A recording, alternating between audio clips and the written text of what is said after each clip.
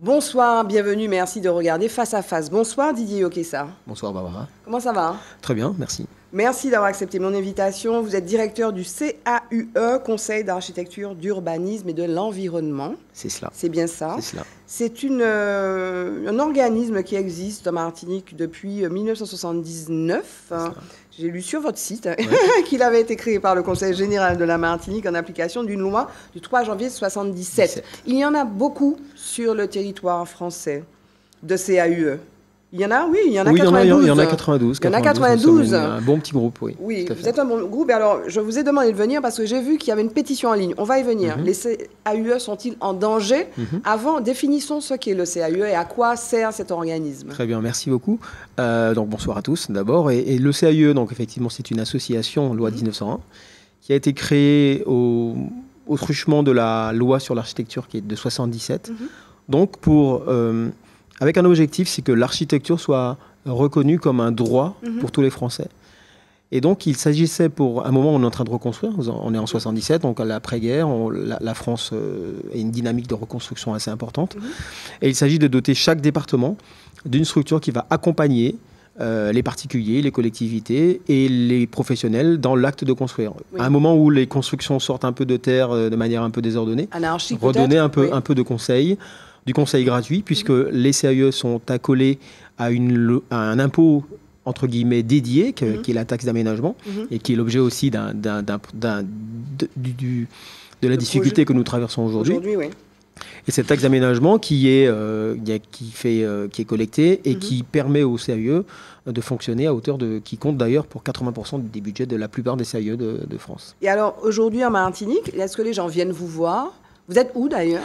Alors nous sommes placés simplement en dessous de la Butte Clarac, c'est un peu une référence que beaucoup de Martiniquais connaissent, mais boulevard Pasteur, donc Fort-de-France. Oui, boulevard Pasteur. Voilà, sur les hauteurs de Fort-de-France. Donc c'est un bâtiment qui est accessible à tous et à tout moment. Donc, alors, à quel moment je viens vous voir? J'ai un projet de construction, je viens vous voir à ce moment-là, j'ai besoin de trouver un entrepreneur, j'ai besoin d'un architecte. Vous pouvez venir nous voir à tous les moments que vous venez de citer, à partir du moment où vous avez l'intention de construire, à partir du moment où vous avez commencé à faire des approches avec un architecte ou avec un bureau d'études et que vous avez besoin de conseils. Aussi, à partir du moment où vous avez commencé à construire et que vous rencontrez des problèmes avec votre maître d'œuvre ou avec votre entreprise de travaux, etc. Et puis par la fin, à la suite, pour faire par exemple une adaptation de votre salle de bain, pour faire un agrandissement, voilà, dans toutes ces phases de la construction. Parce que vous êtes conseil architecture urbanisme. Alors l'urbanisme, c'est peut-être plus le conseil aux collectivités? Pas forcément. L'urbanisme, c'est-à-dire que quand on va, vous avez acquis un terrain quelque part, vous voulez savoir les potentialités de ce terrain. Avant ou en même temps que vous voyez un architecte, vous pouvez venir nous voir parce que vous avez un questionnement sur les possibilités de ce foncier. Et puis derrière ça, il y a toutes les informations sur les PLU, les documents d'urbanisme. Oui, parce que c'est très réglementé. C'est très réglementé. C'est-à-dire, même si on a pu faire à certains moments n'importe quoi, n'importe où, aujourd'hui, ça l'est de plus en plus. C'est plutôt réglementé, mais ça reste un langage de spécialiste. Donc c'est vrai que nous sommes des généralistes. Notre objectif est de pouvoir décanter le message et de le porter le plus simplement possible en fonction des demandes. Est-ce qu'il y a aussi un enjeu chez nous, peut-être dans d'autres territoires de France ou d'ailleurs, de recours à l'architecte?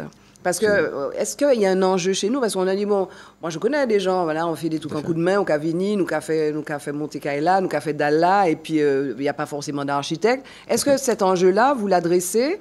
Et est-ce que vous avez vu au cours des dernières années, vous avez été créé en 79, un progrès dans le recours à l'architecte qui est le professionnel, quoi, celui qui peut garantir le respect des règles de l'art. Tout à fait, et qui a fait les études pour cela. Alors effectivement, à la création des CAUE de Martinique, comme ceux de France, l'idée était d'encadrer ce qu'on connaît chez nous comme l'autoconstruction. Donc d'encadrer cette autoconstruction et de plus en plus d'amener les gens à considérer la plus-value que peut leur amener un architecte dans la conception de leur projet de vie. Il s'agit bien d'un projet de vie.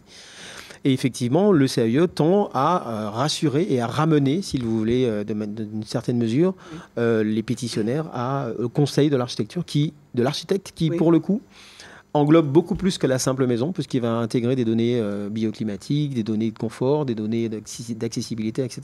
Oui, et puis maintenant, il y a la donnée de l'environnement aussi. Et puis l'environnement, bien sûr, parce que l'environnement accolé entre l'architecture et l'urbanisme. Oui.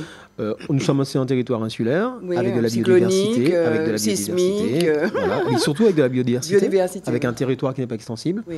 Donc le problème va se poser aujourd'hui en Martinique, est-ce qu'on continue à étaler ou est-ce qu'on recycle de l'urbain? Quels matériaux on utilise? Comment recycler les matériaux? Parce que une maison en béton qu'on écrase aujourd'hui, qu'on démolit, les matériaux ne prennent pas l'avion, ils sont quelque part et ils disparaissent dans notre territoire martiniquais et donc ils peuvent potentiellement polluer. Et vous intervenez sur ces questions-là? Donc nous intervenons non pas sur la dépollution, mais sur la sensibilisation à ces questions, oui. De nature à permettre, par exemple, à réfléchir avant de démolir et reconstruire, envisager de rénover, de remettre en action un bâtiment. Alors, je le disais au début de notre entretien, donc c'est à la faveur d'une pétition, d'un texte que j'ai vu passer donc, sur la liquidation judiciaire du CAU de la Manche. Interrompez-moi si je dis des bêtises, voilà. Et alors j'ai vu, avant de faire l'entretien, j'ai vu que cette pétition en ligne avait déjà reçu 11 634 signatures. De quoi s'agit-il en fait? Le texte dit: les CAU sont extrêmement fragilisés par une réforme du recouvrement de la taxe affectée, donc la taxe d'aménagement. Et au point que effectivement ce CAU de la Manche soit en difficulté chronique. Vous êtes menacé?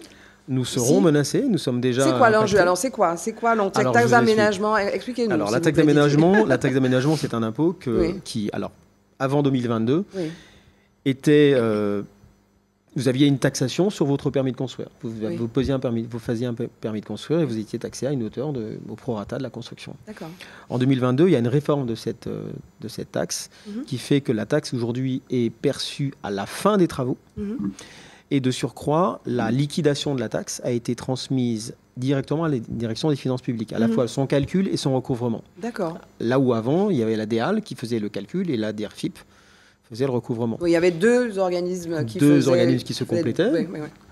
La difficulté qui apparaît, c'est que effectivement, la loi n'a pas été suivie forcément des moyens de recouvrement.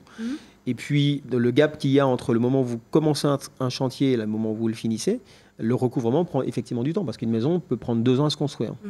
Et donc, il y a un manque, un gap à combler entre 2022, la mise en place de la loi, et imaginons 2024, où on va commencer à percevoir des taxes, mais pour l'année 2022. Donc, vous imaginez bien qu'en 2025, on n'y est pas encore. D'accord. Et vous, donc ça s'évalue. Alors, le CAU de la Manche en liquidation judiciaire, vous en êtes où? Vous n'êtes pas à ce point-là? Nous n'en sommes pas. Vous êtes financé uniquement sur la taxe d'aménagement? Les CAE, c'est 80% de TA. Tous les CAE de France, globalement, c'est 80% de TA. Le reste, c'est quoi? Le reste, c'est des conventions, de la vente de produits, des livres, des choses que nous faisons, que nous éditons. Mais globalement, c'est 80% effectivement de TA. Donc, c'est très important. Est-ce que vous avez l'impression, c'est une question un peu plus générique, que l'architecture et l'urbanisme, notamment en lien avec ces questions environnementales, c'est, est-ce que c'est une préoccupation des pouvoirs publics? Moi, j'ai écrit, mon sous-titre, c'est parents pauvres des politiques publiques. J'ai l'impression que, par exemple, vous parlez d'environnement, c'est dans l'intitulé de votre titre, Conseil d'architecture, d'urbanisme, d'environnement.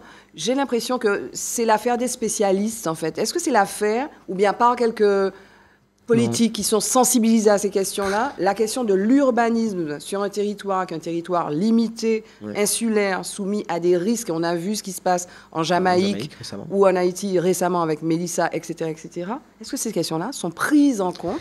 Est-ce que finalement votre rôle est pris en compte? Moi, je pense que ce rôle, cette importance de l'architecture, et là, quand je parle de l'architecture, je parle de cette capacité à organiser la cité, le cadre de vie, d'accord? Donc, ça intègre l'urbanisme, l'environnement, est beaucoup plus importante qu'on ne le pense.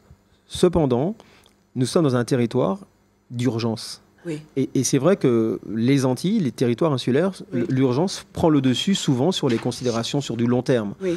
Faire un plan local d'urbanisme, ne serait-ce que construire une maison, faire un lotissement, c'est quelque chose qui se décide et qui prend du temps à se faire. Et entre-temps, malheureusement, il peut y avoir un cas de force qui fait que l'attention va être rebasculée sur des choses plus urgentes. Je prends l'exemple très simple. Regardez un outil comme un PLU à mettre en place. Il suffirait que vous ayez un glissement de terrain ou je ne sais pas, un tremblement de terre ou un tsunami ou un lahar, comme c'est le cas du prêcheur. Vous voyez la dynamique du prêcheur sur l'habitat renouvelé. Typiquement, l'intention est bonne, tout le monde loue le projet, mais c'est vrai que la facilitation n'y est pas parce que toutes les fées ne sont pas sur le berceau en même temps, et parce le territoire demande beaucoup de sollicitations. J'imagine que vous avez suivi la mise en œuvre de l'Institut. Il y a un institut qui se crée à l'Université de Saint-Yves, l'Institut d'urbanisme, l'I3A, avec Pascal Savage, qui était venu nous dire d'ailleurs sur ce plateau que l'idée, c'était moins de réagir que d'agir en anticipant. C'est cela. Vous êtes lié à cet institut ? Nous sommes liés, nous avons un petit peu travaillé avec eux. Donc c'est un projet que nous accueillons et que nous accompagnons de toutes nos forces. Pourquoi ? Premièrement, parce que c'est un projet martiniquais. Et donc moi qui ai fait des études comme tous les architectes à l'étranger, en France et ou ailleurs, nous ne pouvons que saluer cette dynamique locale. Mais c'est aussi surtout parce que ça nous permet finalement de faire valoir nos spécificités d'insulaires dans un contexte de bassin caribéen où on a beaucoup à échanger avec nos amis de la Jamaïque justement, qui malgré ce qui leur est arrivé ont une disposition à l'architecture qui est beaucoup plus libérée que la nôtre, puisque nous sommes dans un système européen très codifié, très réglementé. Et les petits pays de la Caraïbe ont encore dans leur ADN ce côté débrouillardise qui fait que les choses vont un peu plus vite et plus franchement. Et c'est vrai que nous avons effectivement de la lourdeur administrative, mais de la rigueur. Et au collement des deux, il y a moyen de faire quelque chose. Et donc l'UI3A permet justement d'ancrer dans le bassin caribéen cette formation. Le campus est déjà très fréquenté par la Caraïbe, par l'Haïti. Donc nous espérons. Et je me veux le porte-parole de M. Safache, que j'apprécie beaucoup au demeurant, mais pour que cet outil puisse effectivement être le premier d'un réseau de spécialistes antillais. Pas pour former, mais pour compléter des formations. Oui. Pour conclure, il nous reste peu de temps. On veut parler du projet école que vous avez. École durable ? Oui, effectivement. Donc, École durable. École durable tropicale, c'est un projet, on en parle un peu pour dire que les CAE ne sont pas morts, en tout cas le nôtre est encore vivant, et nous essayons avec nos collègues CAE de la Guadeloupe, de Mayotte et de la Réunion et la Guyane, de créer une dynamique sur les écoles durables aux Antilles.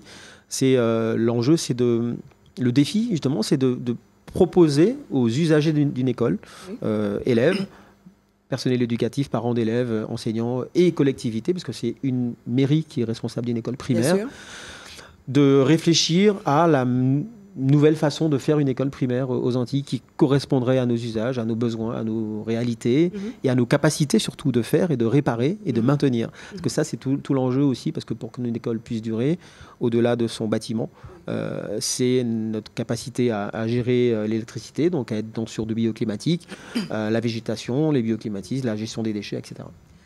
Merci beaucoup Didier Okessa d'être venu nous parler du CAUE. Merci. Merci beaucoup. Merci de nous avoir suivis. Je vous retrouve pour un prochain Face à Face sur ATV. Bye bye, à bientôt.